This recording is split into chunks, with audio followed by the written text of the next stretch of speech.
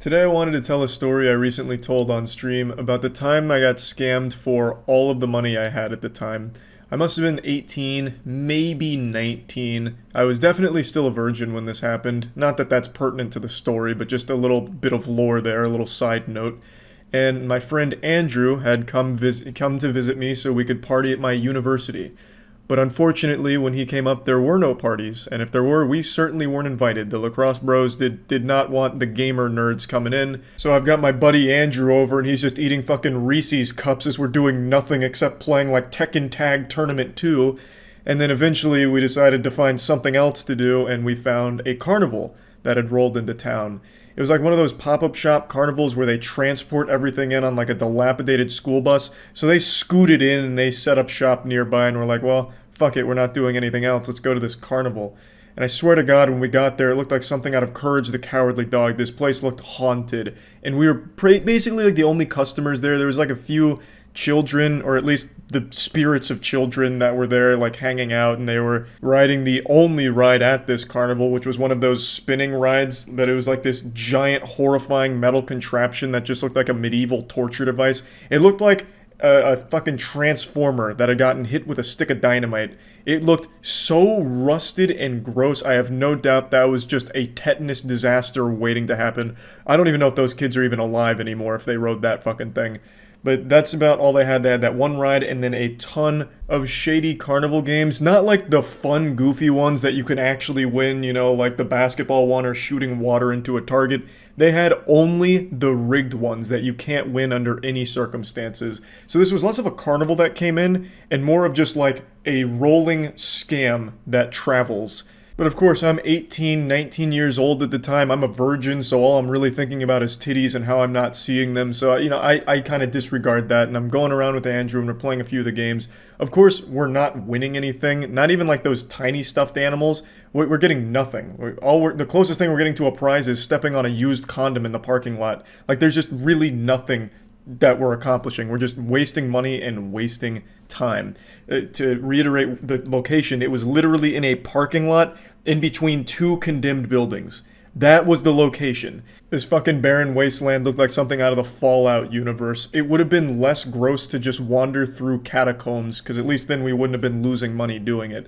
But I came to this with like $200 in my wallet or something like that, and we were playing through these games, not winning, and I'd gone down like 50 or 60 bucks, I don't remember exactly what, but it was a lot. Like, we were spending a lot of time just indulging in this filthy sin. Now, before I get to like the actual meat here of when I lost all my money and how this all happened, I want to drive home a point. I'm not exactly like a super gullible person, I don't think. I like to imagine like I'm a grizzly, chiseled man with hair on my sack, because as an avid RuneScape player, I know how to recognize a scam. I started playing RuneScape in 2005, and I got used like a fleshlight on that game. I was falling for a lot of scams. I once gave my fucking password away to a guy who said that he didn't think my password was cool. So to prove him wrong, I just gave him my password in order to impress him. And then I lost my account to him. Like, I was scammed a lot. And it was an invaluable lesson it taught me when someone's trying to take advantage of me, how to recognize a scammer, and just like all of these red flags that should go off in people's heads when they're faced with a scam. I think every child should be scammed at some point, teach them a valuable lesson. They don't need to lose their house or anything, or like get wrapped up with a crypto gambling scam or whatever, but maybe just like a small scale scam for candy. Teach them a little something. I always believed that the lessons I learned in RuneScape through getting scammed would be very helpful, and so far they have been, but on that day, nothing could have prepared me for the scam that I was going to encounter at that godforsaken carnival. The game was the toss a ball off a backboard, make it land in a bucket, and you win one of the jumbo prizes, like the fucking wumbo-sized unicorns and bears and shit. So for those that don't know, the game is a wooden backboard, it's a big circle, and it's at an angle, slanted this way. Underneath it is a basket that's poking out just enough for a ball to bounce off the backboard and fall in the basket. And you only have to do it one time and you win the biggest prize. So this carnival's not very big, obviously. Andrew and I had passed this a few times, and it wasn't like there was some heavenly glow on it, like, this is the game for me, this is the one I want to play. But as we passed it for like the third or fourth time, the dude finally calls over. He's like, "You guys are just wandering around. Come over here. Let's just like talk and hang out." And we weren't doing anything, so we'll come flirt with this guy, whatever. And he's just so charismatic. We're just talking, shooting the shit. I think he brought up sports, and at the time I was like a sports fan, so we talked a little bit. And then he just started talking about his game. He's like, "If you guys want to play, you can just like play this game. It's $5 for 3 throws. Might as well, and we'll just keep talking." I was like, "That's a good deal. $5, 3 throws, and it looks really easy." And he's like, "Well, I don't want you to think that this is like rigged or anything. I want to show you that this can be done because he must have seen us losing." So he demonstrated that it could be done. So he walks up. He's like a little off to the side of where I'm standing, where I have to stand to shoot. And he bounces it off the backboard, first try, right in the bucket. He's like, "Yeah, I can do this all day." Picks up the ball, does it again, picks up the ball, does it again. He does it like 3 times in a row. And it's like, okay, this game looks really easy. So then he hands me the balls. It's an absolute disaster. I'm sticking my dick in my own ass. I can't get a single ball even close to the bucket, no matter how lightly I throw it or where I'm hitting the backboard. For some reason, it's like it's being shot out of a cannon once it hits that backboard. And it's not making any sense to me because I'm doing like the exact same thing he is. I'm putting a little spin on it. It's just not getting the job done. Nothing's working. And then he hits me with this proposition. For $10, I'll give you 10 throws and I'll give you your money back from this round and the previous round and still give you the big prize. I was like, what in tarnation? This is the nicest guy on earth. What a great deal. 10 throws, $10, and I get all of my money back plus the big prize? What am I waiting for? I'm fucking losing money not playing right now. How am I going to say no to this? That right there is a huge red flag. I didn't know this until well after the fact, but this is a well-known carnival scam. When they start saying you could win your money back, they're doing that because they know you can't. The game is rigged. He shows me again, he's like, "Hey, let me just make sure you know that you can do this. Just do it just like this." So then he just makes it 5 more times right in front of me. Like, he just shows that it is very easily achievable. Hands me the balls. I go through all 10 balls. Nothing even close. Like, sometimes you can get it to bounce off the backboard and hit the basket inside, but the ball's so light that it bounces right out, like every single time.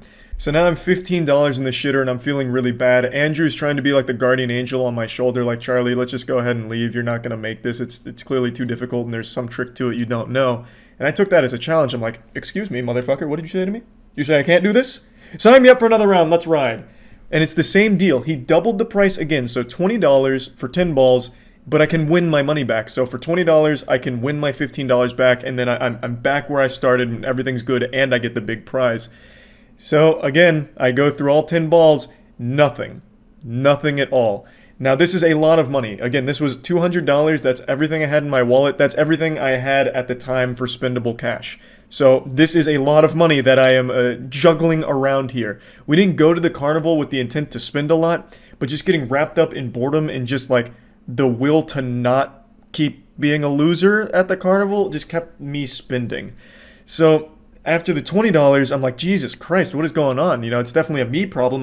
I've seen this fucking guy do it, 10 times now. Now let me paint a picture of the guy for you, because it's not like he was some kind of athlete where it's like, oh, this guy, he probably plays in the NBA, he's just got real talent. No, this guy had a body like a bag of hot dogs. Like, he is not some guru of backboard bouncing or anything. So clearly, if he can do it, I should also be able to do it. Anyone should be able to do it. So he demonstrates it's possible again. He's like, "Bro, look, I really hate to see you lose this much money. I'm not going to double the price this time. Look, just give me another $20. I'll give you 10 more throws, and you can win all your money back, and I'll still give you the prize." I'm like, "Thank you for being such a nice guy." Damn near wanted to lean over and pat him on the ass. I was like, man, this guy, what a saint.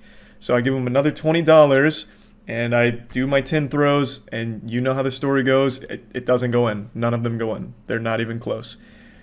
So at this point now, what am I, $55, $60 down almost? And it's been like half an hour of just this. Andrew's sitting there watching this whole train wreck happen. And it's not getting any better. The guy's gone from charming to full-blown scam mode. He like completely drops the facade of being nice. After like the second time I did $20 for 10 throws, he's like, "Yep, you want to do 20 more? You can win your money back. You probably want that money back." So he starts guilting me into it, and I'm like, he's right. I need that money back.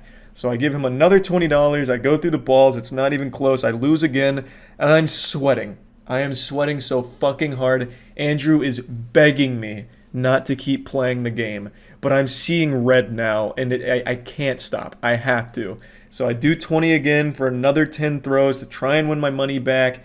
I don't do it. I fail again. This fucking, like, this guy is still just prodding, still trying to squeeze every cent out of me. I'm just this dude's little dirty cum rag that he's wringing out and getting some money from. So we continue for another like 15, 20 minutes or however long it was. It felt like an eternity, and I'm down to my last $20 in my wallet. And, I'm praying, I fucking give that $20 a kiss, and I spend it. I rolled the dice, I went for it one more time, and I don't win. I'm now completely out of money. I tell him that, and I start to just ask if he could just give me some of it back. I'm desperate. I wanted some of it back. I needed some of it back.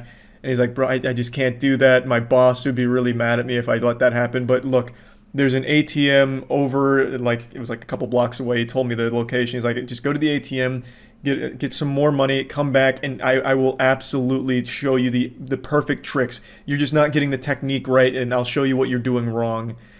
So this piece of shit tried to get me to go to an ATM to get more money out to keep playing his game, which was rigged. There was no way to win from the start. I'm shocked he didn't try and get me to sign some kind of contract with blood, this fucking demon. And I strongly considered it. I did, because that's a lot of money. It was like $140 that I spent on that game. $200 in total at that fucking carnival, but on that game in particular, there was $140 right in the goddamn toilet, right into that stinky dumpster. And I needed that back. Like, I really wanted that back. But Andrew talked me out of actually going to get more money from the ATM, like from savings or something. And I didn't go back. I ate the loss. That, to date, is one of like the most shameful moments / scams of my life. Now, it wasn't until way after the fact, in fact, even on stream is where I learned how he was actually able to do it. I thought that I remembered on one of those shows that bust carnival games that are rigged. I thought the reason he was able to make it and I wasn't was the angle he was able to throw from. He was able to throw much closer than I was. In this game, there is a line that you have to throw behind. There is like a little barrier that you have to throw from behind that in order to participate. And I thought that was the key. He was closer than I was, and that's how he was able to ricochet it off every time into the basket. But it's actually deeper than that. That does play a role, but he actually used a heavier ball. He didn't use the exact same balls that he gave me. His ball was weighted more, so when it bounced off the backboard, it didn't fly as far. So he was able to get it off the backboard into the basket and have it stay in the basket. And that's why mine couldn't do it. It was something I never noticed at the time, that he wasn't using the same balls he was giving me. He had a heavier one, or a heavier set to use. So even if I went and somehow found $1,000 to put into that game that night, I would have never had a chance of winning my money back, despite this guy showing me how it was done and promising me that if I just made one single ball in that bucket, I'd get all my money back and all the problems would be solved. I still absolutely despise that guy. I hold a grudge on that shit. It takes a lot to scam someone right to their face, especially like an 18-year-old college student who is telling you how much the money means to him, and for you to knowingly keep misleading them and make them believe they can win it back and that you're a good guy. Like, you're a giant piece of shit. Besides the obvious lesson I learned from this experience, I also learned how to fuck them in the ass. The games that aren't rigged, I mastered. I decided I want to win all their big prizes because fuck them. I'm able to win their biggest prizes on my first try, and I just give those prizes away to people at the carnival so I never feel scammed again. It's definitely petty, but it's a little bit of revenge for what the carnival took from me on that night. So I posted this video a few years ago, and it's showing me winning like the basketball game and the beer bottle game for the giant prizes. Both of these games are also rigged in favor of the carnival, but I was able to master the way of doing them. So the basketball game, the rim is an oval instead of a circle, so you have to have an absolutely perfect high arcing shot in order for it to make it. And for the beer bottle game, you have to lean at the right time and the right like distance lean, and you can stand it up every time. So I master these games, I get the big prizes, and I give that shit away. Just that way they lose a little bit of money on those prizes, a little bit of pettiness from Charlie. I'm like the fucking Batman of carnivals. So yeah, anyway, I just wanted to share this story. Maybe it'll be like educational for someone out there, but at the end of the day, I just thought it was a fun story. I'm over it now. I still don't like the guy who did that to me, but yeah, I just thought it was worth sharing. That's about it. See ya.